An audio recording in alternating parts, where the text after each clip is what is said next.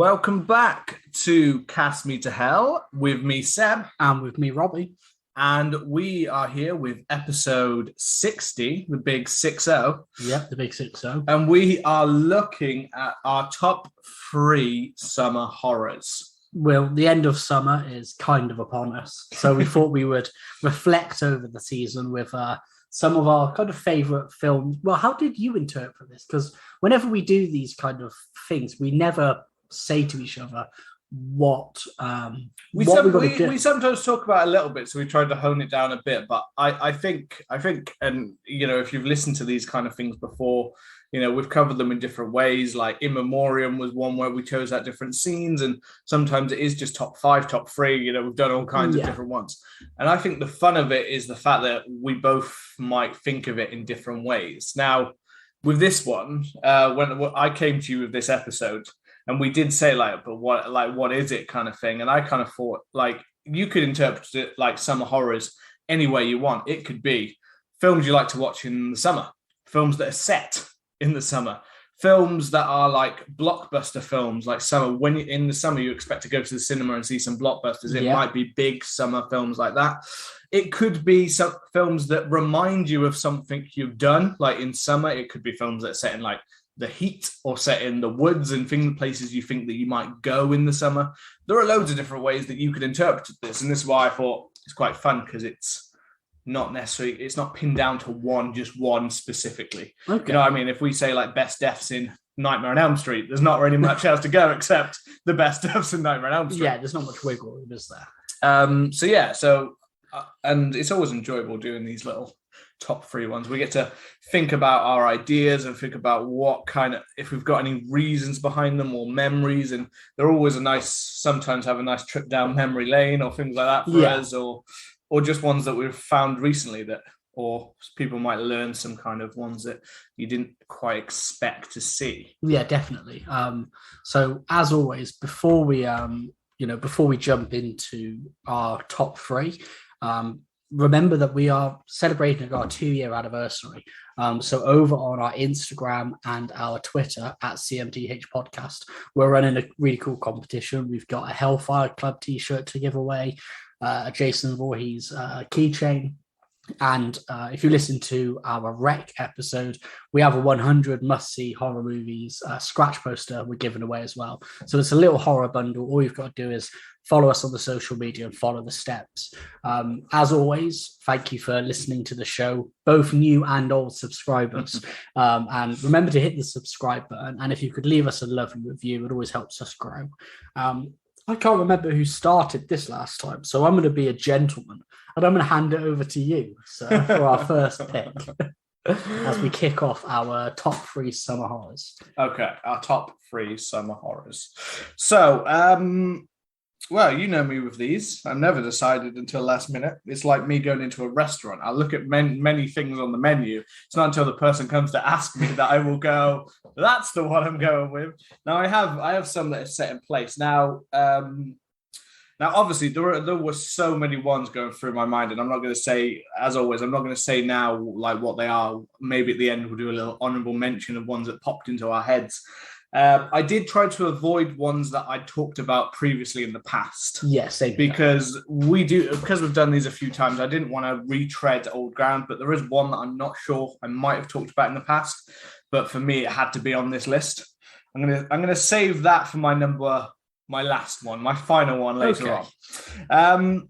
The first one I am going to do now. When I thought about this, although I looked at different ways about where it's set, and I think a lot of these have that same summer kind of setting, for me, my mind, if I'm thinking summer horror, I think I did go more towards possibly closer to blockbuster kind of thing. Like, I'm used to the summer, going to the cinema, kind of watching whatever's on, you know, mad about going to the cinema. I much prefer the cinema experience to seeing it. Oh, sorry. Much prefer the cinema experience to seeing it, like having to watch it on TV and things like that. So my summer blockbuster kind of ones. Now, my first one, I wouldn't necessarily say is full summer blockbuster, but it's just, it was a big hit in the cinema, and it's Cabin in the Woods. That's a good shout. Don't know if that was on your list. Nope. But The Cabin in the Woods. Now, I remember going to see this and not really having much in terms of expectations for it. I believe I actually even went to see this with some friends in college. And then we were going to like, maybe not college, might have been just after that, but there were friends like we'd known from college and stuff. And I think we were going to a party afterwards kind of thing, but we were like in town most of the day. And we were like, let's just go and see something then. So we went to see Cabin in the Woods. I think I'd had advice from some friend who was like, it wasn't very good. It was really like a bit stupid, a bit silly, things like that. So I was like, okay. So my expectations were quite low. Even though I think reviews are quite positive, like strong for this film. Cabin in the Woods is a Joss Whedon directed film. I don't know. He's cancelled. He is cancelled. I didn't know it was Joss Whedon. Yeah, it's Joss Whedon. It's his film. It's Joss Whedon, and the screenplay is by Drew Goddard, who's quite known for things like Daredevil and some like kind of horrors around the time kind of thing. And this is Joss Whedon directed. It's the film he did after Avengers. Oh, okay. Or before Avengers. No, it was just before Avengers. So wrong way around there. Yeah. but he I believe he directed it after he'd finished directing Avengers, but he did this. So it was kind of just before he kind of went big. Like not big. Joss Whedon was already Buffy the Vampire Slayer and a whole range of hits that he'd already had, Firefly and all those kind of big shows and things like that they'd had. But he kind of switched over to movies, kind of thing. And this was kind of his big one. Now, I'm not going to tell the whole thing because these are just top three, so a lot of people kind of know. But what makes this a good summer horror? Now, obviously, it is called The Cabin in the Woods. So it's got this kind of summer vacation, kind of a group of friends, Evil Dead style, kind of they go to a cabin in the woods. And it's kind of a forest, like you've got that kind of foresty setting, obviously, in the woods. And sounds like I'm explaining part by part there. But just to make clear, now the dictionary defines wood as...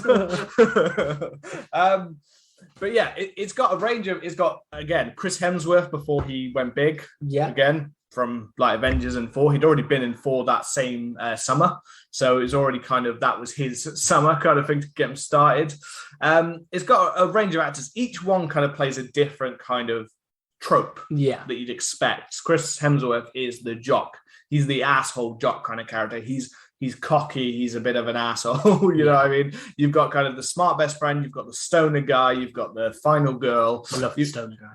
You've got all of these parts. Now, it works really well as this Evil Dead kind of homage in a lot of ways. It's kind of meta. It knows what it's kind of getting.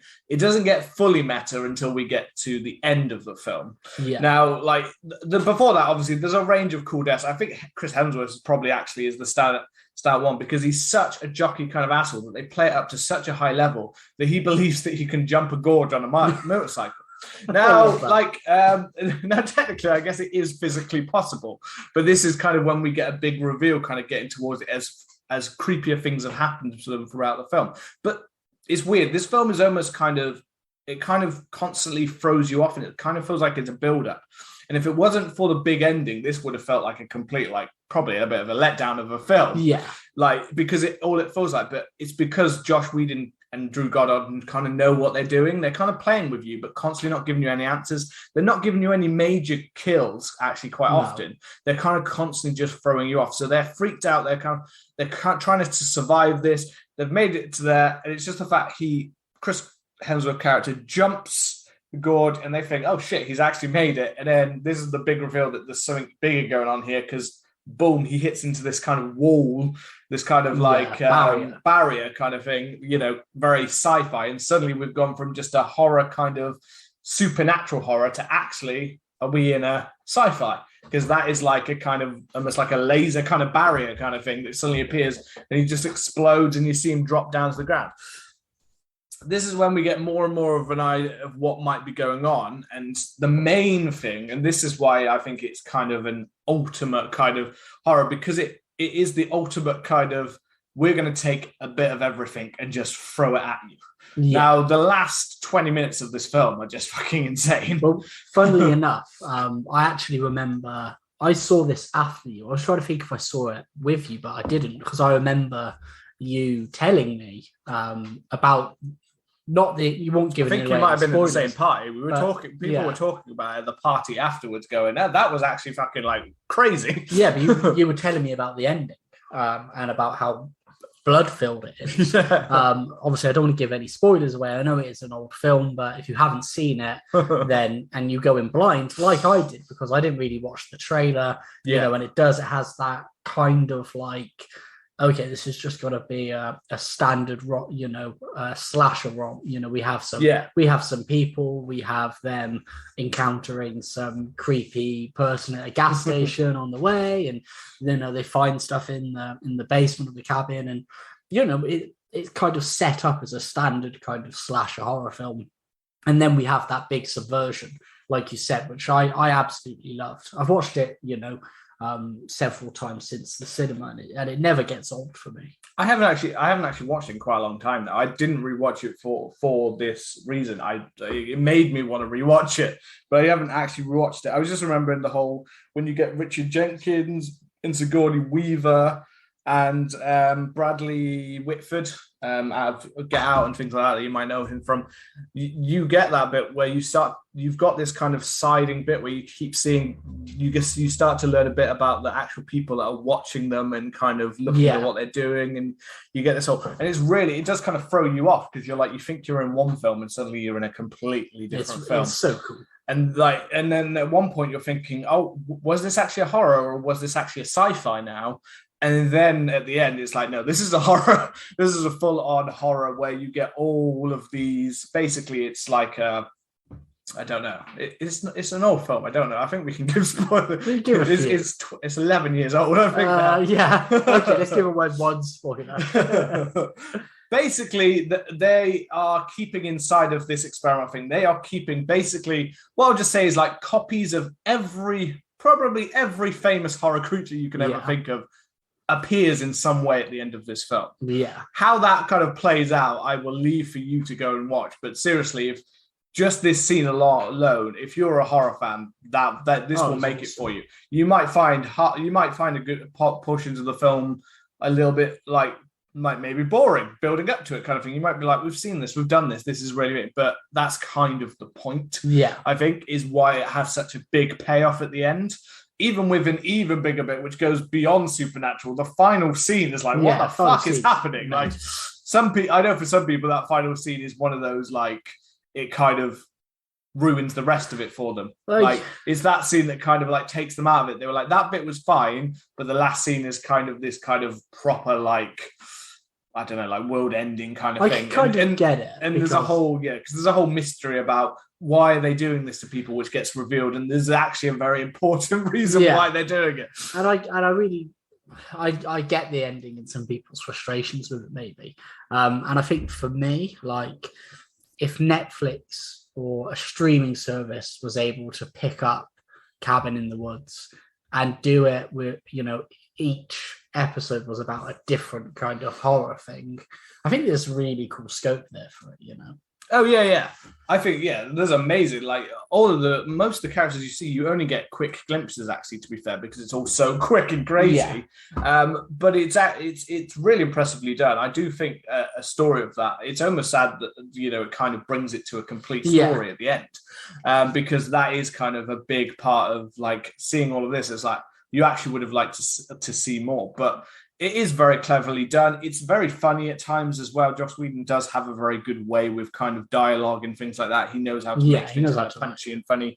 It's got the blood and the gore. It's got some good bits of suspense, but it's also got the humor. I think all round it just works. For me as like if you want to just sit down with friends and like have a fun time, this would be a good one to watch. This is the kind of like having some beers in the summer kind of, you have a barbecue after that, gets late at night, you're having a thing like, let's watch a film. This would be like one of those films. It's like, watch it. You'll just have fun.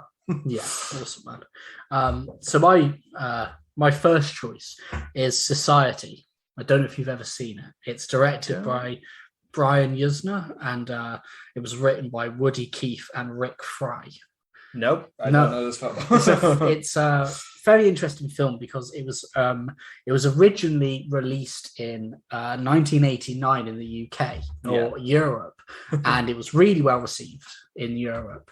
But then when it came out in America 3 years later, it was a kind of critically panned film. And the interesting thing is, Brian Usner I think he was the person who directed Reanimator. And he wanted to he wanted to go on and make a film, or he was the producer of it or something like that, because I think Society is his first directed film. And he basically said, like, well, if you want me to do Bride of Reanimator, then I need it to be a 2-picture deal. And then the first film that he did with that was Society. And it's this strange kind of body horror, kind of horror comedy, basically set in Beverly Hills in the 80s. And it's been somebody who was reviewing it described it as an anti-Ferris Bueller, because it's kind of about, it's about young people and it's about the high society and living high lives and, driving fast cars around America and going to the beach and stuff like that. But basically, it's about a teenager called Will, who is in Beverly Hills, and he kind of has this mistrust of his high society family, because he feels like something isn't right. And he kind of, it then kind of comes to this paranoia-induced kind of look at society. You get these kind of weird, because it's a body horror film, but it's also, it kind of, until the very last 20 minutes, it kind of follows a bit of a kind of a slasher storyline, because we have this guy Will who thinks something's not right, and then people who come and say, oh yeah, you're right, something's not going on, they disappear or they get killed, and it kind of has this slasher feel until the last 20 minutes, when it just explodes into an absolutely insane body horror film. It's one of those films where if you see it, you will not forget the ending, because in terms of practical effects, in terms of stuff like that, it's disgusting, it's hilarious, it's just fucking weird. I know you haven't seen it. It's on Amazon Prime, so I would recommend. I will have a look at it. I was going to say, I can't say much because I haven't seen it. Yeah. I mean, I looked at the site. I was looking it up as you were talking, just to have a little look.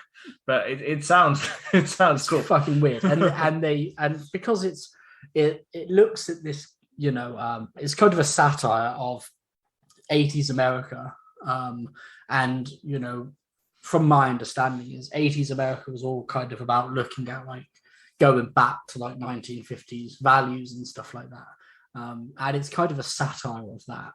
But it also has some really, it's before the end, when we get to just massive scenes of body horror, we get really weird bits. Like there's a scene where he goes to check on his sister, who doesn't look anything like him, and is really weird, and he sees like weird stuff on her back, like not like eyes, but like bumps and hands and stuff. It's really weird. Very early in the film, there's a guy. This is one of the things that kickstarts it is, he gets a tape recording that her ex-boyfriend recorded, and it sounds like her parents, his parents, and his sister at some kind of murder cult or something. And then when he goes to his psychiatrist about it and he plays the tape, it's like a completely different tape, and it has all these weird elements of like people kind of going missing and stuff, and changing. Yeah. But then towards the end, it's just absolutely insane. So I put it as a summer horror film because it did come out in June. Both times it got released, it came out in June. But it was also summer the first time I watched it, and it was a film that I'd heard a lot about, because it's it's one of the lesser known film, body horror films that has insane scenes.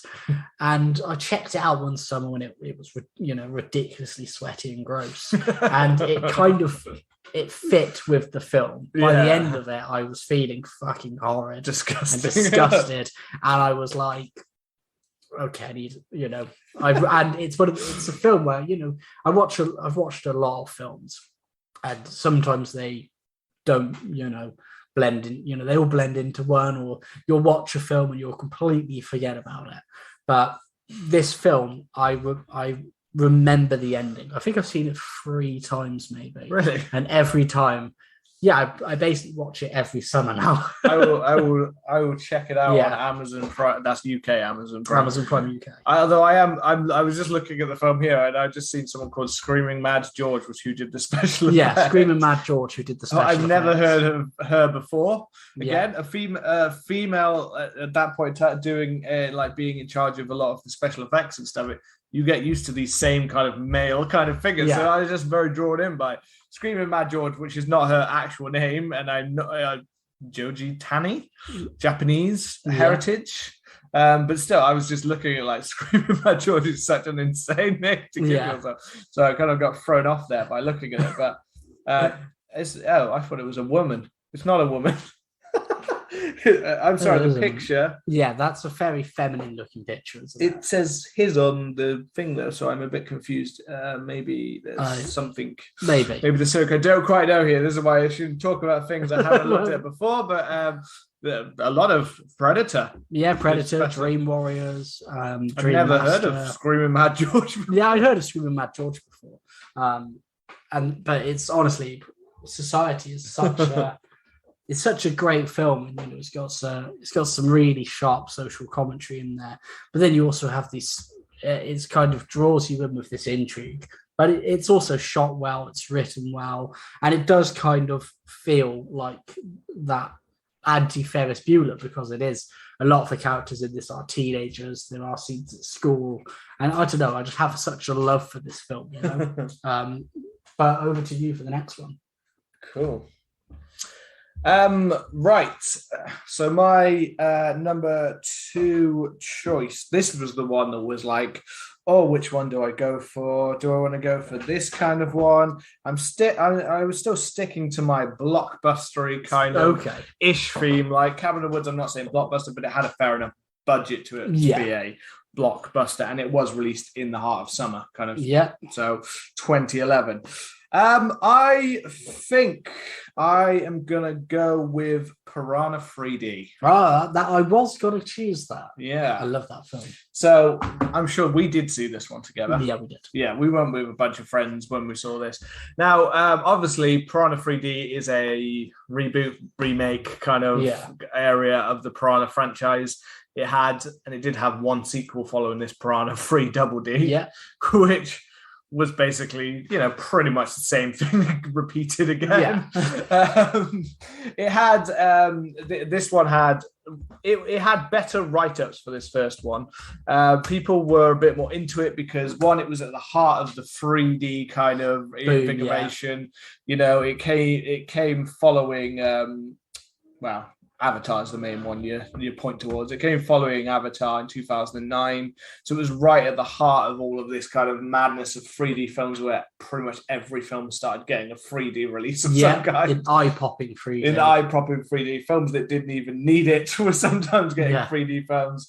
This one was basically sold on the idea of basically you're going to get to see blood coming out of you, body parts coming out of you, and boobs coming out of you. Titties, Which is why we've got actresses like Kelly Brook in this film. This is the wildest thing, because I remember Kelly Brook growing up, because obviously she was a model. She was like a pin-up page free.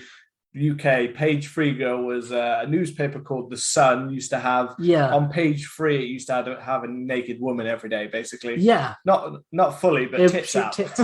And the weirdest thing is, it only stopped like 6-7 years ago. It did, yeah. It just kind of went away. So I think it was a huge campaign. I think there was a huge campaign, but I think it went away when the whole company had to restructure around the whole they had News of the World was their Sunday newspaper, which went in the middle of that whole scandal of they were hacking people's phones. And I believe around the same time, they basically rejigged all of their papers to kind of thing and got rid of anything else offensive because they were in enough problem. I mean, the newspaper is pretty offensive most of the time anyway. Yeah. If American knows him as well. Piers Morgan used to be the one in charge at that point in time. Yeah. And you can understand why it's a bit like people don't. Some of you might love Piers Morgan, but he's a bit of a slimy creep. He is.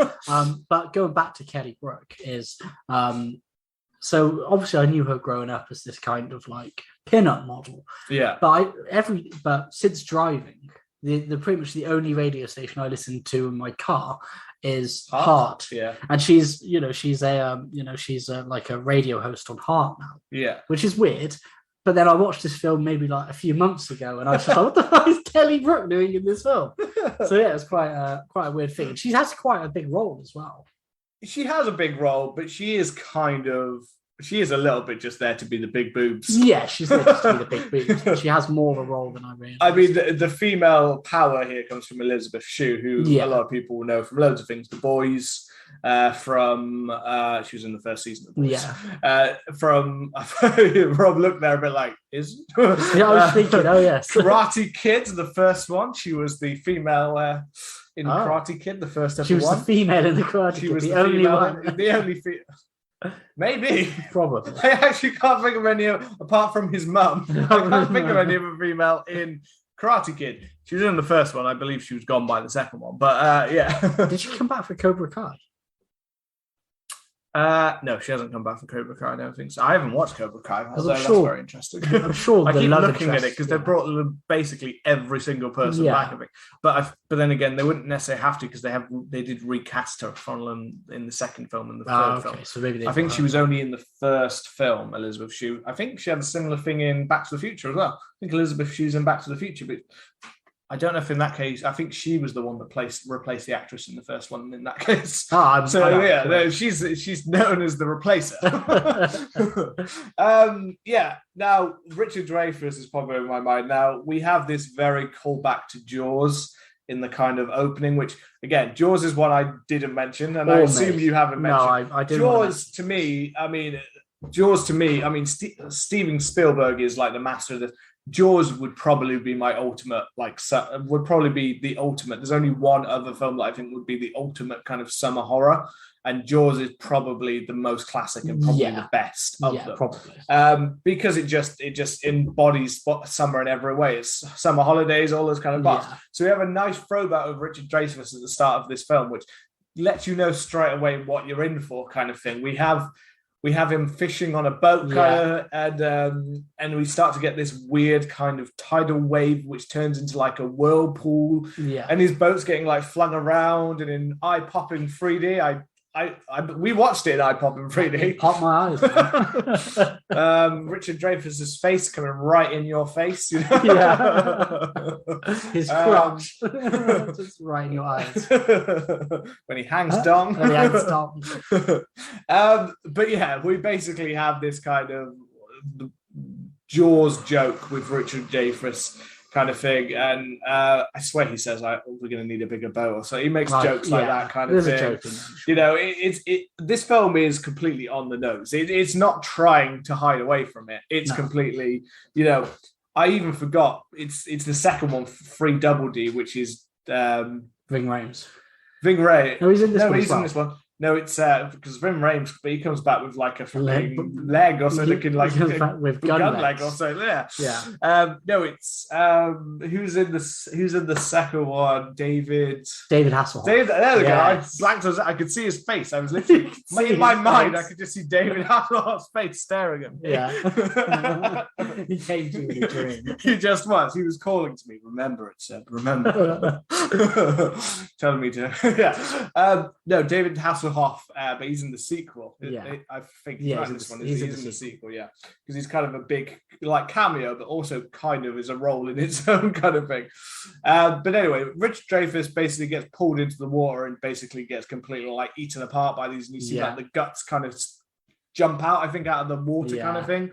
But the whole film, it's B movie at its best. Yeah. And it's not hiding it. It's not trying to be anything. But That's I think Elizabeth Shue maybe is she's probably slightly better actor than a lot of the others. So she is definitely raising it as the officer in charge of kind of helping with all this. Yeah. But it's got the same kind of, you've got assholes in charge, kind of like Jaws, where you've got the whole like, no, we're not kind of going to shut this down kind of thing. But it doesn't matter anyway, because once it hits fast. Yeah. Like we have the build up to the whole, it's not, I think it's spring break, isn't it? I think it is. It's spring break. But it's not as, so it's not sad, but it's definitely that kind of holiday, sun is shining, everyone's out on the beaches and stuff like that. But the one scene, now I remember even before this film came out, hearing about it, because I remember seeing the set photo shots in like newspapers and stuff like that, where they were like, as if like, what the hell's going on? Mainly, I think actually Kelly Brook was the reason for that, because it was like the sun or something like that was picking up on it, because she's in this film kind of, I don't know, probably taking candid shots of her like in bikinis and stuff. Probably. But then there's all these other scenes where basically they'd actually like laid out a beach and they'd actually done in practical effects a lot of these scenes. Now, although obviously the piranhas are all they are all 3D CGI. Yeah, a lot of them. You know what I mean? A lot of the prosthetic and stuff, a lot of it was actually practical, because you could literally, I remember seeing these newspapers, it looked like a freaking horrific bloodbath. It was literally an actual beachside where you could just see like people dragging legless people along, and the whole water on an actual beach had turned it red. And that's an awesome scene in it as well. It is. I mean, it's probably the best scene in the film, is that first, when the piranhas start coming out through the sewage, and I think they get out from somewhere, don't they? That's how they've spawned and got bigger, isn't it? I think they just start making their way up the beach. Yeah, I think so. But I think no, I mean the piranhas in the film. Is it due to a scientific experiment thing, or is it a prehistoric thing?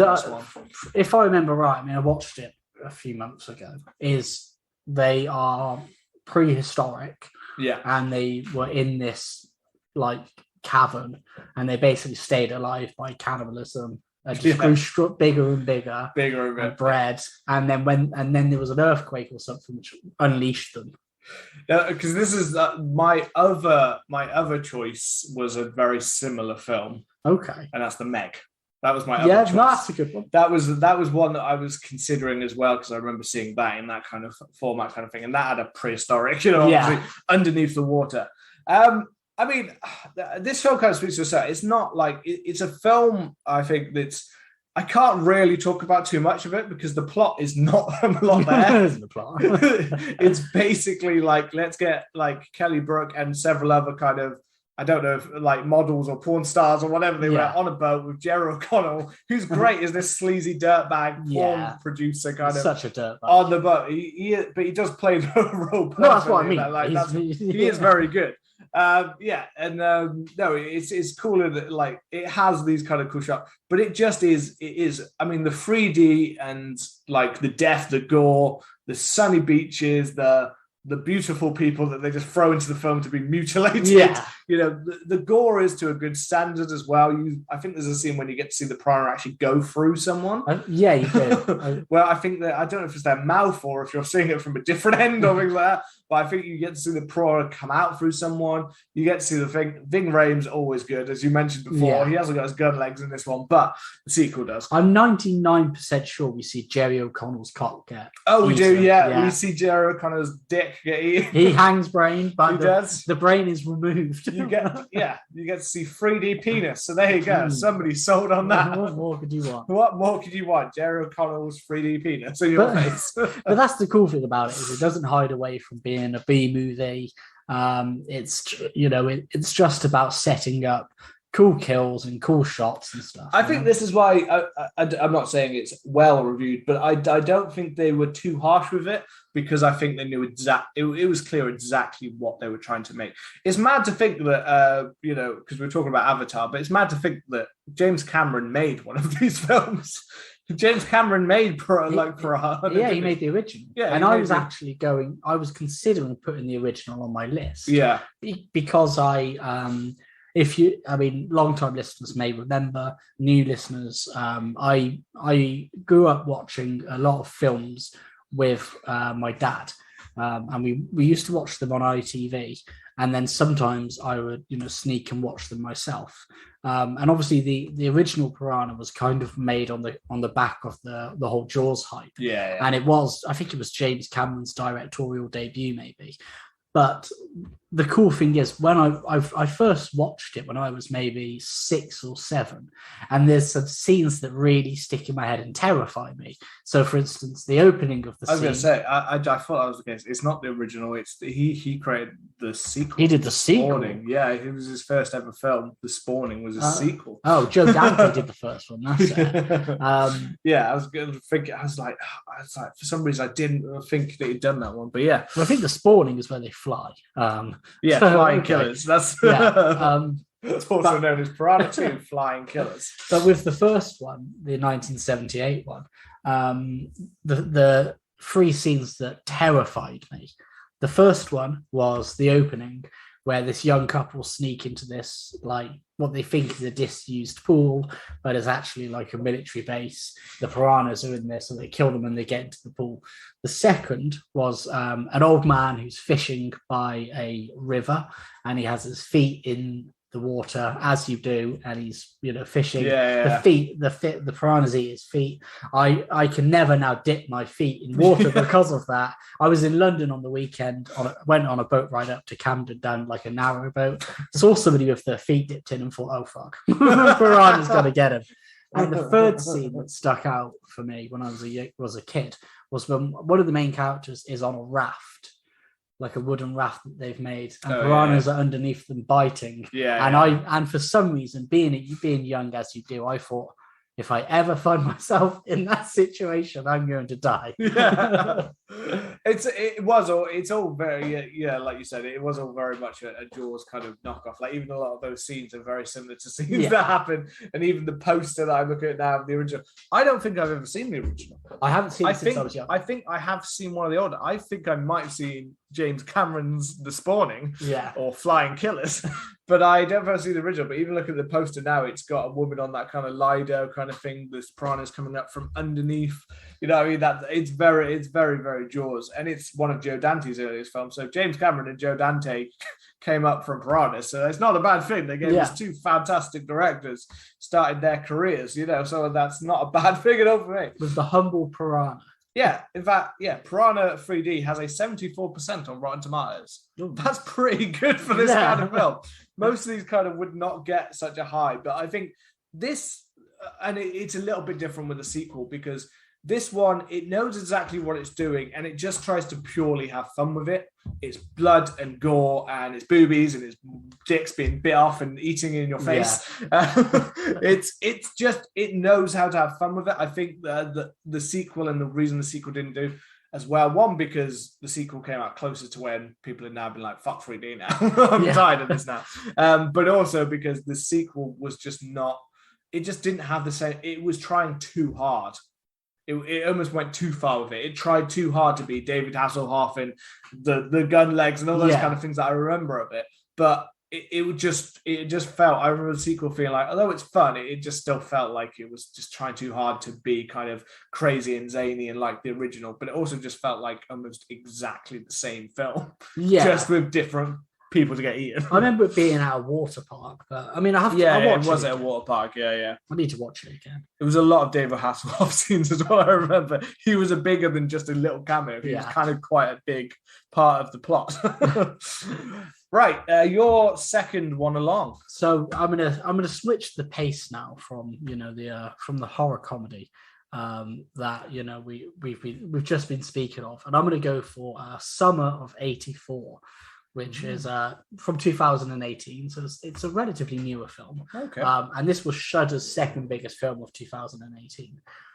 It's very interesting because it's directed by 3 people. So it's directed by Francois Simard, Anouk Wissel, and Johan Adam Wissel. So it's written by 3 people, and they direct all their films together, I believe. And then it was written by Matt Leslie and Stephen J. Smith. And kind of the basic plot is, over the course of kind of a decade, leading up to the summer of 1984. 13 teenage boys have disappeared in Cape May, Oregon. The poster for this film is really cool. It kind of, there's two posters. There's one where it's kind of like it's a big skull over a neighborhood. I've seen this poster. And then there's the quite famous one is of the missing kid carton that apparently they used to have in America. Really cool poster. Shout out to the art department for that. Very Stranger Things. Yeah. And it kind of does hit that, kind of Stranger Things vibe. So the disappearances have never been connected. But now a group of kind of teenagers suspect that the police officer neighbor is the serial killer. And it's just a very paranoia-inducing film. It starts off relatively kind of having this element of fun to it and this element of mystery. It kind of hits as Stranger Things was kind of starting to hit its peak, maybe second series of Stranger Things. So 80s nostalgia was kind of a bit new. But then it's also got, it kind of meets Rear Window and Disturbia, where there's something going on in the neighborhood and these kids have got to try and spy and find out what's going on. It's tense throughout the whole film. I don't know if you've seen it, have you? I haven't seen it. No, I've seen this poster for it. Yeah. I haven't watched much Shudder content. I don't have Shudder, so I haven't watched much Shudder content. To be fair, I mean, this one would definitely draw me in. I mean, I love it any time it's kids. And to be fair, I said Stranger Things. That's only because I feel like that's what they're taking off of. But it's a bit of a disservice to call Stranger Things, because if we talk about all of the things that came before, it's like books like It, obviously, and not the new It, but not even the new It kind of films, but the books themselves and the original series, or even just things like Goonies and things like that. You know what I mean? Or Stand By Me. Like those things really set the way. Like Stranger Things was just a taking of all of those. Stranger Things just kind of was the defibrillator which brought it back. It kind of brought back that nostalgia, and we've had a lot of it. Probably to the point where some people are getting a bit like, more nostalgia. Yeah. But yeah, no. The film is just great. Just, the actors in it are really. Say Judah Lewis out of Babysitter. Yeah, Judah Lewis, who went on to do Babysitter. I think he did this before. Maybe I can't quite remember. And I don't know. It's one of these films where it's tense. And it kind of has I can't remember if there's any other kind of bigger names in it apart from Judah Lewis, but it kind of hits all of the notes that you'd expect, and there isn't much, graphic violence, or there isn't much gore or anything like that. However, when the ending of this film, when you watch a lot of these films, they kind of all end extremely well. But what I will say is I don't want to spoil this, because I don't want to spoil it for you. I don't want to spoil it for people who have listened. But the ending it really stuck with me. It's kind of, it crosses lines that films don't usually cross. And a film like this, you wouldn't expect it to cross. And then it has a really horrid ending. It's kind of one of these ones where you sit there and you think to yourself, "Fuck me!" Like, yeah. You don't have to confirm anything to me, obviously, but when you say it crosses a line and things like that, I imagine because it's a film about kids, that I assume that some of the kids die or a child died. You don't have to confirm. So that's not a spoiler, because I'm just saying, when I hear those kind of words, I'm thinking it's a film about kids crossing a line. That's one of those ones that, although more recently we've had more of it with, films like It and stuff like obviously brutally killing some children, but we don't often cross that line. The other one is obviously pets and animals. Yeah, pets and animals. But I think another thing is, that's great in this film is it looks, very area appropriate. A lot of the shots are great. You do have this feeling at the start of the film, even though it's a horror film and it's going to be creepy. It does kind of bring you back to when we were kids and we were like, we got the summer ahead of us, we can do whatever we want. And then they kind of go through the steps that, kids in adventure films would go through, seeing something and being like, oh, that's a bit weird, and then sneaking into the house and all that kind of stuff. But then when it gets to the end, it's so horrid and it's so bleak that you're kind of speechless about the end, really. And I want to do this as an episode once you've watched it, because I mean, it doesn't have an overly long running time. It's only like an hour and 45 minutes, so it never feels like it outstays its welcome. And I don't know, it hits on that, in the 80s when I don't know if this is just me, but during the 80s it seemed like there were loads of serial killers, Yeah, maybe, I don't know. Maybe there are. No, there was a lot of. It was a high period for serial. Yeah, 70s and 80s was 60s through to the 80s too. Yeah, was probably, especially in America, was a huge peak for before a lot of this kind of stuff that is more protective. People, it's weird to say if you're you psychopaths, that people don't no longer. They kind of know now it's far easier to get traced for something you do. There's cameras everywhere. There's to get away with certain things. Not that it doesn't still happen, but we don't tend to get those same kind of serial killers in the same way, because I think over time people have kind of known. I'm sure there are some people sadly out there that have that kind of inclination in their head and then probably think there's no way I'll get away with that. Definitely not. But I would say if you're a fan of films like the Black film that we had recently, then I would highly recommend Summer of '84. As far as these kind of throwback films, back in the 80s and, disappearing kids and that kind of stuff, I would say that this is kind of cream of the crop, one of the top, I didn't mean for that to rhyme. And so would you say it's one of Shudder's better? I would say it's one of Shudder's better. Yeah. It's probably... Because they have a lot of content. I haven't seen much of Shudder's kind of films and stuff, their original stuff. Because is this original content or is this? I'm not sure. It debuted on Shudder, but I don't know if it was made for Shudder. If that makes sense. Because now I think they produce a lot of stuff as well. Because they have a range of stuff that comes out. Yeah, they have a lot of stuff on there. I was going to say I haven't checked it out. I know it's a very big horror network now, isn't it? It's getting bigger and bigger. It's getting bigger and bigger. And it's getting... The good thing is you get some stuff that don't have like cinematic releases over here. Like I think Psycho Gorman didn't come out over here. I think it went straight to Shudder. I don't know if it debuted in Shudder on Shudder or a few smaller horrors that won't necessarily just make it across the pond. You kind of get them on there. But it is one that I would highly recommend. I will check it out, and then we will have to do an episode on Summer of '84. Before we do your final one, should we go to the social media lounge? Yeah, absolutely. Yeah. Have you got some on the Twitter? I've got a few on the Twitter. At CMDH Podcast, where you can, obviously enter our competition. So Simon, our boy from So I Married a Horror Fan, gave us a good list. Jaws, the granddaddy of them all, probably. Friday the 13th, Predator 2, Final Destination 3, Sleepaway Camp, I Know What You Did Last Summer, The Mummy, Freddy vs. Jason, Cabin Fever, Adam Holloway, The Burning, and then said it's relevant because I've been cooked alive in this heat. And yeah, me too, my man. Ben, Adam is also a writer for Shiver, but Ben, another writer, suggested A Field in England. I don't know if you've seen that film.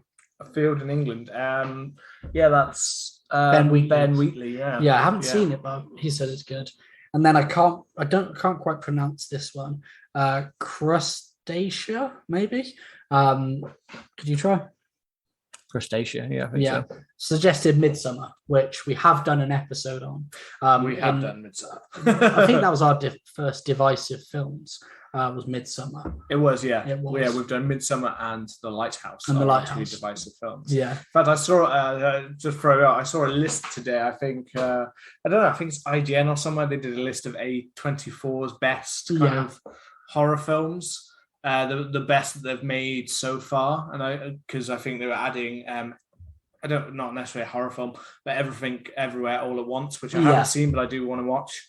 With Michelle Yeoh and Jamie Lee Curtis, but they had a list, and there was such a big debate going on. I see such a big debate going on because people were so disagreeing with the choice of it. I think they had things like Lighthouse was 12th. Yeah. It was at the bottom of the list. Okay. And they had things like The Hereditary was like 6th, Midsummer was like 2nd or 3rd. And a lot of people would like going, Midsummer should not be that high. And some people said The Lighthouse should be higher, and people were saying Hereditary is a far better horror film than Midsummer's a horror film. And it's a divisive film. That's what I mean. A24 is divisive film great. Yeah. I think their top one was Moonlight, which is they won an Oscar, so you can't really say that. Yeah. They were kind of like, that one was kind of hard to touch. It's not a horror film, but it was just interesting seeing earlier. Yeah. It was just I just liked seeing the high kind of everyone disagreeing on different things, because all of their film content tends to be quite divisive. It really does for some reason, doesn't it? They just hire directors, or like they just let people do what they want to do, and therefore people are like, nah, you know what I mean? Yeah, it's a really weird thing. Oh, it is interesting. What did I have? I had Hootin, my friend, the Hoot Man. there, the Hoot Nanny, from his discount podcast that's coming back soon. He posted Summer Means Some Baked Chaos, so Wolf Creek, Texas Chainsaw Massacre, and Paradise Lost. All good shouts. And we had Grenfell, Jeffrey Grenell, and he said Lost Boys. Another good shout. Lost Boys is an interesting one, because I keep saying so much about Lost Boys, and I've never seen it. Haven't you? I've never watched Lost Boys, and the amount of people I see talk about it all the time, it's got such a cult thing, and I've never watched it. Really? And every time I think I go to watch it, I've ended up something else has happened or got in the way. It's a great film. Like I've just never seen it. So, and I know I think it's celebrating an anniversary this year as well. So it's I think it's on our must see horror. So it is. Maybe so we will get to that list. Right. Okay. My number one. Now, to be fair, I said with the last one, I had Piranha 3D, which we talked about. I had The Meg. Yeah. And my third other one was just going completely left field, but I didn't know if it really for me felt like summer, and it didn't feel like that. But it was a kind of film that I thought was funny in the summer, which was Scary Movie. Okay, that was another one of mine, which I was going to go a little bit for, but I thought I'd talk about it. Now this last one, I mean, I've already teased you with saying.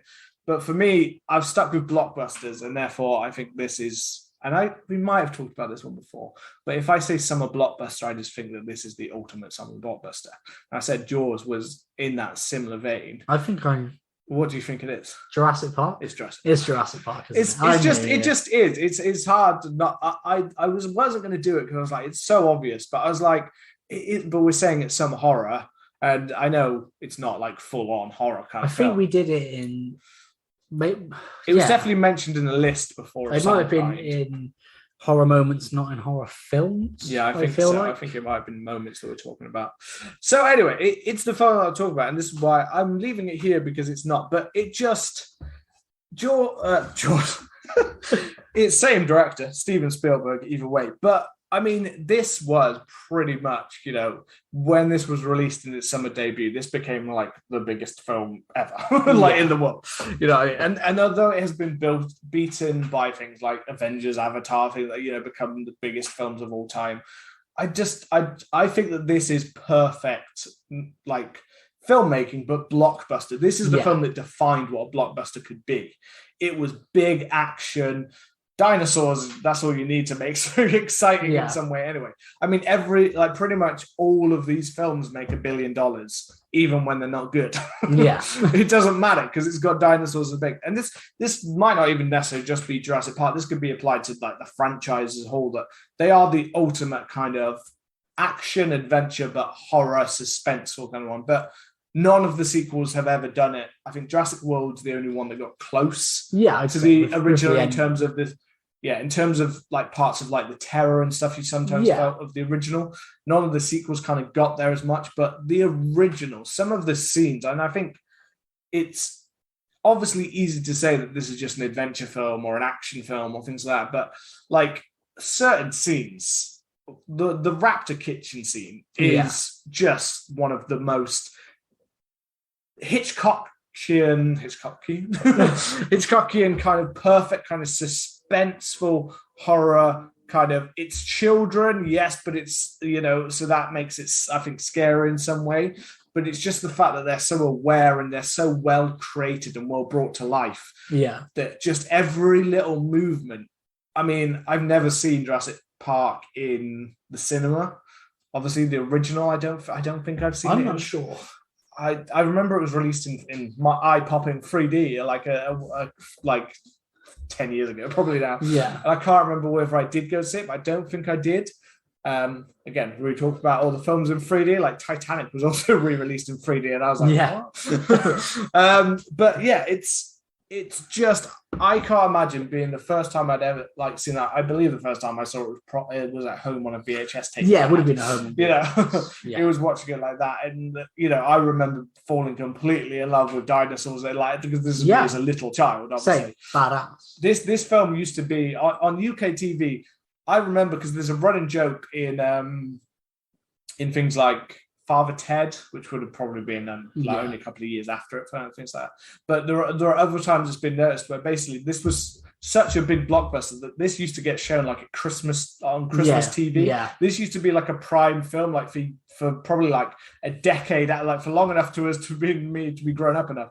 The Jurassic Park would be on every, because it was just such a big film in that way. It was so huge. It had kind of drawn everyone in. I think there was like no one that didn't like Jurassic Park. Yeah. It was just anyone could access it. It worked as a family film, but it was also terrifying. Oh yeah, I mean, if the two scenes that I remember scaring me quite a lot when I was young, and the two scenes, one of them in particular I forget about, because I loved the first film, and I remember watching the other two. I preferred the third one to the second one. I watched Jurassic World and then the Fallen Kingdom. Haven't watched the new one, but I love the first one. But the franchises I've never thought is overly good, and I've never definitely been a big old mixed bag. Yeah, and I've never really been into them. But the first one is great, and the two scenes that I remember being terrified of when I was young. The first, and I forget this scene is in it, is Samuel Jackson. His death scene, when he goes into, I think they're going into like the generator to turn the power on, and you see, he disappears. They go to find him, and it's Laura Dern's character, and she, it's the hand coming down, isn't it? She's looking, and there's a raptor that they know is close by, and then that's when the hand comes out. She's like, "Oh, thank God, it's you!" and then pulls it away. It's just his hand, and that terrified me when I was young. I was going to say that I believe originally that was meant to be you were meant to see his death scene. You were meant to see his whole like a mutilation, but I believe one, it was too violent, and two, they never got to shoot it because they had a huge tropical storm that kind of destroyed the sets and stuff like that. So they ended up afterwards being like, right, we've lost a lot of money now, so could we kind of tighten this a bit? Can we cut some scenes? And they decided to cut that. Well, I think it worked so much better for it. You know what I mean? Yeah, I mean, because is it Michael Crichton? Michael Crichton, yeah. Michael Crichton. I've heard the Michael Crichton book is quite violent. Oh yeah. This is part of why actually I chose it on this list. Not just it's some horror films and stuff like that, but I've got to be honest, I read the novel only I don't know, a couple of years ago. Yeah, and I read them one summer, kind of thing. I think between like uni and stuff like that, I read them one summer. So that's more like 7 or 8 years ago. Yeah, forget how long ago university was. But I read them both of them like back to back, the two that they've made, and the Lost World one, by the way, the sequel is far better than the film. Yeah, but whereas I would say in some ways the film for Jurassic Park is better than the actual original book, even though it is a great book, but it is extremely violent. For instance, John Hammond's character, Richard Burton. Yeah. No, it's not Richard Burton.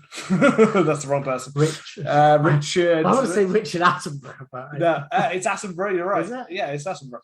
That's why I got it. Richard, but that's a different actor. Richard.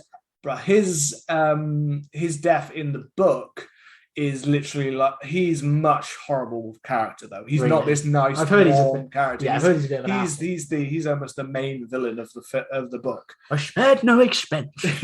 I believe it gets to the point when he gets poisoned by one of the little ones that then makes him paralyzed. and he rolls down the hill to then get slowly eaten apart by them, kind of thing, like torn apart. So he gets a proper death kind of thing. Nice. I think there's even you get to hear a lot of these kind of like character deaths, and they're much more descriptive and violent in the book. It's good. They're really good books. They're just so like Michael Crichton books are just exciting. They're like action come to life kind of thing in your head. I might to check it out. But it's awesome, and The Lost World is much better than Jeff Goldblum. I remember thinking I loved that because I saw that one. I saw in the cinema. Yeah, I saw The Lost World in the cinema. I think I did as well. So I remember absolutely love it. Like as a kid, I thought that was amazing. And it's not that it doesn't have some great scenes. The bit when the thing goes over the cliff is amazing. Yeah, like I can't really remember when they push the caravan off the thing and she's on the glass and it's breaking around her. Is awesome. And there's ones with little dinosaurs. There's some really violent scenes in it as well. Yeah. But it's just a film that just keeps going on, and then it's like, why are we still watching this thing? But I don't know. Jeff Goldblum, he can save a lot of things. Yeah. So the second scene that terrifies me, or terrified me when I was young, was I can never remember the actor's name, but I've been watching lots of Seinfeld, and he plays Newman in it. He's Dennis Nedry in this. Yeah. Well, it's his death. Oh yeah. You know, I don't know why. There's just something so horrid about it. It's that's what I mean. Like some of the set pieces for deaths in this film are really, he's like crawling through the mud. He's stuck. He's constantly he gets the tar in the black tar that he can spit out, the poisonous tar in his face. He's trying to rub it off. And then you get the whole into the car and you think it's okay. And like in classic horror style, look who's in the car. Yeah. And then you just get the whole shaking, but you get to see like mud, but blood mixed with mud pouring down. And it's just, it's not nice, but it is terrifying in that same way. Just the raptors, like the T-Rex is like T-Rex, he's like, cool, look at that. But the raptors are the real villains here. The raptors are the terrifying part of the T-Rex fucks the raptors up at the end, doesn't it? He does, yeah. That's the classic like fist pump kind of moment. Yeah. But thinking of those like horrific kind of parts, that pit with him. But there are parts that don't even necessarily relate. The T-Rex obviously causes major havoc in that obviously the T-Rex introduction scene when he breaks through, which is just probably the most classic scene in the film. Yeah. But the bit that follows that, when the T-Rex pushes the car off of the side and they're stuck inside of it, is a amazing suspenseful kind of build up of like, how the hell are they going to get out of this? And then even when they're climbing down and realize the car is and the branch is breaking and the car is falling, and you're like, how the fuck? Like all of those kind of parts. It's a film full of like amazement because the CGI holds up to this day and looks better than some films made in this day. I don't know. I watched it recently and I didn't think the CGI held up. I'll be honest. Okay.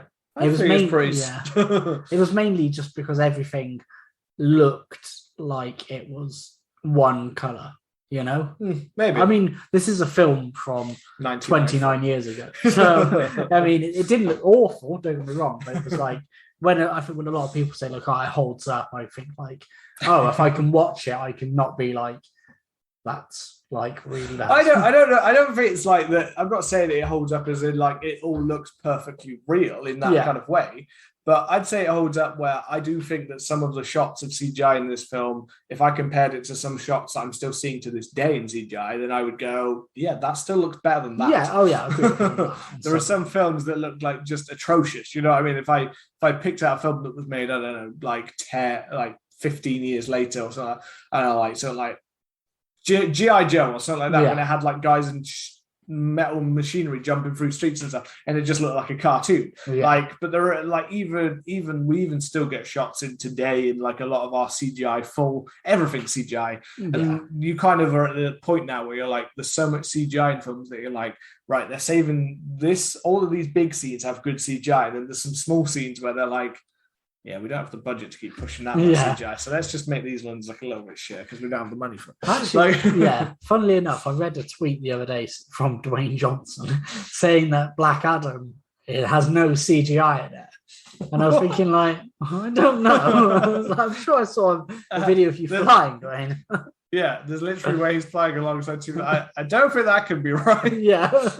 There's like a scene in the trailer when a rocket gets blasted and he catches it midair and it explodes. I don't think any of that did that. I know he's a good seller of things, but he's definitely come on, Dwayne. It's not quite true. Anyway, yeah, that's my top. That's my top. Just because I stuck with more blockbustery themes. I didn't want to alternate away from it. I went with things that I want to watch in the summer, and for me, it's anything big in the cinema is what I want to watch. Fair enough. I mean, I went for films that are either set during the summer or were released during the summer. And the final one is a film that was released during the summer, and it is Return of the Living Dead. Okay, yeah. Yeah. And so funnily enough, this is from 1985, and it was directed by Dan O'Bannon, who originally had written a script with Brian Yuzna about a slasher film, but then that fell through, and then Brian Yuzna went on to make Society. So they kind of linked together. I just went to write in that so that I had the information in front of me, and I wrote in Return of the Living Dad. It's come up with a whole bunch of stuff for that instead. No, let's not get into that. So it was interesting. It originally had Tobe Hooper on board to direct. But I think he dropped out to do Life Force. I think it was. He always seems to be dropping out of films to do Life Force. I'm sure that's the second film. Poltergeist had stuff about that as well. I'm sure. I think he came from Life Force to do this one. No, because I think Life Force was around this time, 85. Well, this is 85, but wasn't. I don't know. I'm sure that. I'm now blanking on when was Poltergeist. 1982. Who was it? It's 40 years, wasn't it? Because I thought this might have had pulling out might have been to do with Poltergeist. That's what was going in my head. Maybe. I was like, was Poltergeist another reason he pulled out of this one? Either way. And it was written as a story by a guy called John A. Russo, who also wrote Night of the Living Dead with George A. Romero. Yeah. And then when they parted ways, because they both kind of owned the rights or something like that, there was a bit of a dispute between what they could call their films. So George A. Romero was allowed to have Night Of. Yeah. And Night Of and stuff. And then that's why he went to make Dawn of the Dead and Day of the Dead. However, Romero, all of these are Return of the Living. All the sequels are called Return of the Living. Well, John A. Russo was allowed to have The Living Dead. Yeah. So he wrote a book called The Return of the Living Dead, which is completely different to this. But then it got adapted and it got changed, and it's this really weird comedy horror. It stars I can never pronounce his name, Clu Gallagher, who died recently, maybe a couple of weeks ago. Tom Matthews, obviously Tommy Jarvis fame, who somehow returns in the sequel. I'm not sure. I've only seen the third one of this, which was good but weird. I think I've only seen this first one. I don't think I've seen. I think there was one of them because there's one where it has like a weird. There's like a woman. That's the third one. Is that the third one? Yeah. I've seen bits of that one with, I can't remember. I know the actress because she's stars in a bunch of things like the OC and stuff like that. So when I heard it was her, I was like, fucking hell, what the hell? Because she's got like this crazy red hair nails, and I'm blanking on the name. Yeah, I can't there'll probably be people, horror lovers out there screaming at us right now. Like, she's a classic, because she is known as like a cult classic. I can't remember her name though. But Lena Quigley is also in this film as well. So it is set during the summer and it was released during the summer. But the reason why I love this so much is, before I talk a little bit about the film and we talk about it, there was this really weird period where it was a summer and I got a fever. And not this isn't a cowbell joke, but I got like a fever coming on, and I couldn't sleep, and I was boiling hot. And I remember like it got so bad, I just couldn't sleep, and I was sleeping for hours here and there. And I went up to my dad one day, and I was like, I need to go to the hospital. My dad was like, nah, you don't, you'll be fine. It's just like, go down and sleep downstairs. So I slept downstairs and I downloaded 2 films to watch. That's classic dad. That's classic dad. Come on, you'll be fine. Don't be a worse girl. You'll be fine. You won't die. And one of them was Waxwork and the other film was this. And it was a summer and it was about 11:30, 12 at night. And I couldn't sleep. And I watched this with headphones in. And it was partly because I hadn't slept, but it was so intense and it was so good. It had a banging soundtrack that kind of featured like a really cool, weird or kind of synthy intro, but then it's kind of got like a punk rock soundtrack. It is such a weird. It's so weird because like, I'd almost wouldn't be surprised if part of the reason that they had the dispute is because they had such different ideas of tone. Yeah. Because these films are so different. Like, I remember when I'd seen Night of the Living Dead, and I was, I absolutely adore that kind of original. Like, in a weird way for me, I think, because that was the first one I saw and feel like it's probably my favorite in a way. I don't know. There's a simple about that I love. But then I remember going to listen to it. The Return of the Living Dead, and I remember thinking it was like not knowing the difference between the films and stuff, and being like, "What the fuck is happening here? Exactly. Like, what is going on? This is madness. This is like." Great, like goriness, craziness, but it's also got such a kind of tongue-in-cheek kind of tone to it. I was like, what the fuck? And it's really weird. And a lot of people, I bet, have been thrown off in that same way, because it does get confusing when you see like Night of the Living Dead, Dawn of the Dead, things like that. But then you see the Return of the Living Dead, the Return of the Living Dead Part 2, and then nowadays it's even more convoluted, because you've got the remakes of things like Return of the Living Dead. You've got remakes of Night of the Living Dead or Dawn of the Dead that are all kind of a bit more cheesy in their own way. Yeah. So it gets completely like, I don't know how many films there are all together of all of these, but I'm guessing the 20s possibly now, between all of the original versions plus remakes. Well, Night of the Living Dead is public. It's public domain. That's why there's been so many. There's like been 3D, there's been a remake version, there's been like an updated We can make version. a version. Coming to you soon. Night of the Living Dead. Cast Me to Hell presents. Just us two playing every character. That's like our conversation. Yeah. And that was our Joe Rogan conversation. The idea that we could, for all the people out there, like if you'd like to listen more, we had the idea that we could call Joe Rogan presents Cast Me to Hell, and see if that just makes our numbers go like just millions. Skyrocket. But then I was like, we just invade his show. And we just take over. Mine was more copyright infringement. Rob's was full on invasion. Domestic takeover. And hopefully one of those gets us numbers or arrested. But I was like, and going back to how you could be confused is because at the start of this film, they kind of say that they mention Night of the Living Dead and that it actually happened, but that they made a film about it. So I can't remember if they made a film about it so people didn't think it happened, or they made a film about it to kind of distract people. But they made a film about it, and then they're like, "Oh, we've got one of the zombies in the basement." They fuck around with what they've got it in, and it basically, reanimates these zombies. And then we get an amazing scene where they end up burning a zombie, thinking that it would destroy it and get rid of its body. Yeah. But all it does is, it spreads the trioxin, it's called, into the rain. And then the rain makes the zombies rise out of the grave, which is an amazing scene. Yeah. And what's really interesting about this is it was the first film that featured running zombies. A lot of people credit that to 28 Days Later and making that, kind of bringing it about. But that, this is 20 years before. I think that brought it into the more popular. Yeah, but then again, I guess in that, like I think we said before about the rage virus is kind of, it's harder to break down to that way, whereas this one is more straight up death. Yeah, it's just zombies. Well, they can't be killed. They're also the first zombies that start wanting to eat brains. Yeah, and they speak and say brains. And there's an amazing scene in it where,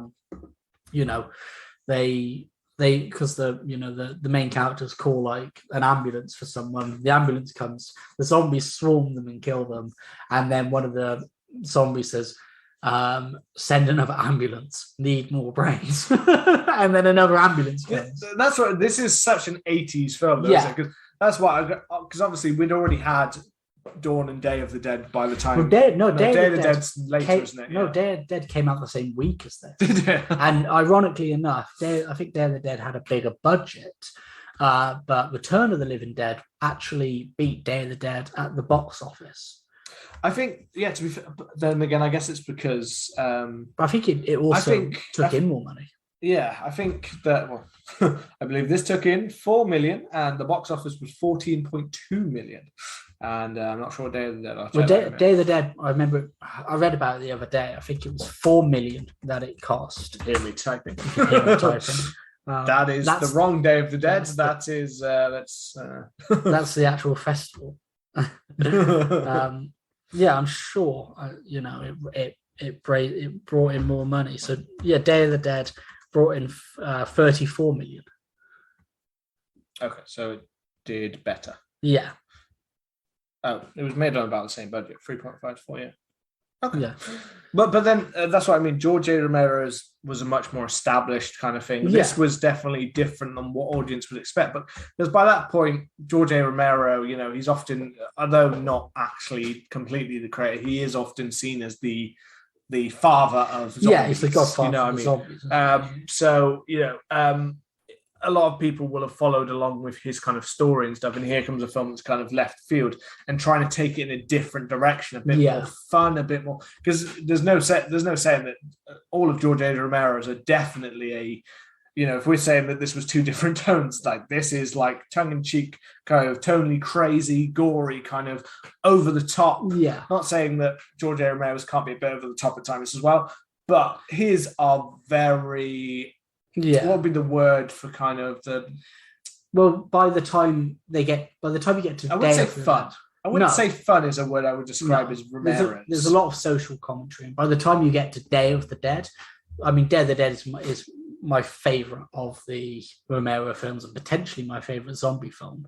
But Day of the Dead is very bleak. Yeah. Day of the Dead is about how mankind can't get on and the end of mankind. It's always, it is about the end. It's about, from the first one with its racial issues and things like that, kind of that kind of background.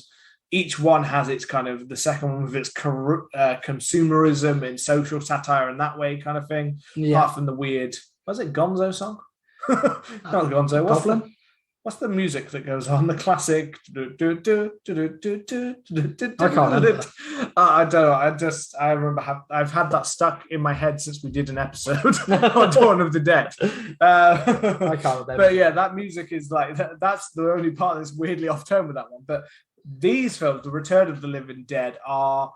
I mean, they've got some, but I like the way, like you said, with the burning body, and that they kind of take concepts in a different direction, and that like the original gives the idea that the brains, shooting them in the head or burning them will kill the body. Yeah. This one kind of disputes that and says that basically that flesh can keep on going. You can't kill them. Yeah. Yeah. It's only in the sequel, I believe, which I haven't watched, but I do really want to watch. It's in the sequel that I think they say that like, there's something that can kill them. I can't remember what it is. I think it might be like electricity or something weird. Yeah. But in this film, you can't kill them. And yet again, going in line with my last pick, because I watched this on my birthday recently, which kind of got it in my head again. It ends very bleakly again. You expect things to maybe have a happy ending or something, but it ends with them nuking the town that it happened in, which you know is going to happen because it's a zombie film. They always say they're going to nuke the town, but they nuke the town with the characters in it. And then there's a bit kind of towards the end of the credits where you think it's over, but then you see one of the atomic cloud going over to a cemetery and raining again and just bringing them all back. So it's really cool. And I don't know how Tom Matthews is in the sequel because he dies in this and becomes a zombie. So I'm looking forward to zombie in the sequel. Maybe he's a zombie in the sequel. I haven't watched this film. I just remember watching it when I was first finding Night of the Living Dead and things like that. And no, I haven't watched it. If anything, a lot of them stuck in my head. Jessica Walker, I looked before, I believe was the name of Melinda Clarke, who is the actress who plays that kind of crazy part.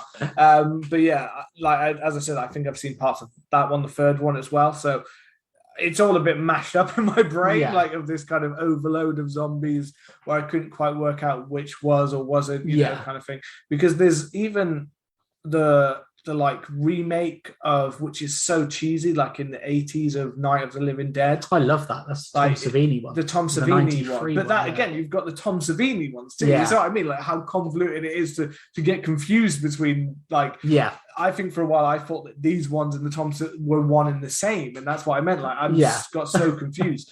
Yeah, the Tom Savini ones, amazing. It had amazing special effects, but it was just I watched that one recently, and I just got a bit like, what the fuck? Like, I don't know. There was just so corny about the dialogue and stuff. It was so like, so over the top. Like, that's the only part I couldn't get. I was a bit like, yeah, it's just a bit too much for me. Yeah, I thought that some of the changes were cool, and I thought Tony Todd was cool. And the way in which Tony Todd was great, and the little changes that they made and updating it, and as I said, it's Tom Savini, so you know the special effects were going to be fucking class, and they are.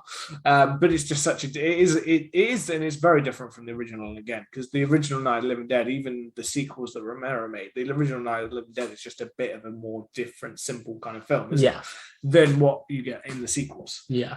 But I guess that wraps up our top 3 summer horrors, just as the sun is setting, both physically and metaphorically, upon this episode and summer. We want to say thank you again for listening. Remember to head over to our social media for our podcast competition. At CMTH Podcast. There you go. On Instagram and Twitter. As always, thank you for listening. Please hit the subscribe button so you get the episodes as soon as they come out. And if you leave us a lovely review, we will be eternally grateful. We shall see you next week. Goodbye.